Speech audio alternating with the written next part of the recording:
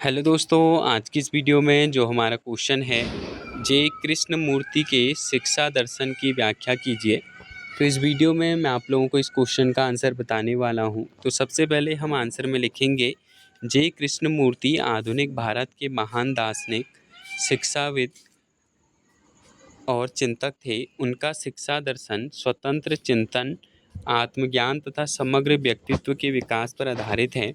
उनके अनुसार शिक्षा का उद्देश्य केवल परीक्षा में सफलता प्राप्त करना या रोजगार उपलब्ध कराना नहीं है, बल्कि ऐसे जागरूक, संवेदनशील और स्वतंत्र व्यक्तित्व का निर्माण करना है जो सत्य को समझ सके तथा भय, अंधविश्वास और संकीर्णता से मुक्त होकर जीवन जी सके।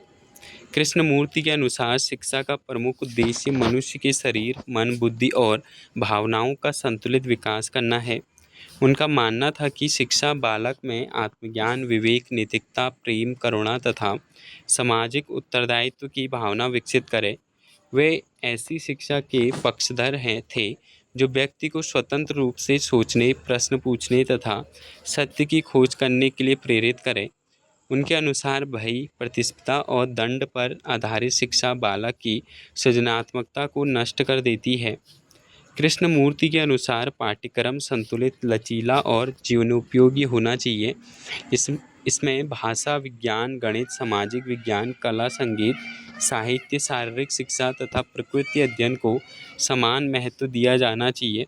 वे केवल बौद्धिक विकास को पर्याप्त नहीं मानते थे, बल्कि नैतिक, भावनात्मकता, आध्यात्मिक और सौंदर्य बोध के विकास को भी शिक्षा का आवश्यक अंग मानते थे। शिक्षा का संबंध वास्तविक जीवन, प्रकृति और समाज से होना चाहिए। शिक्षण विधियों के संबंध में कृष्णमूर्ति अनुभव, निरीक्षण, संवाद तथा स्व अध्ययन पर बल देते थे।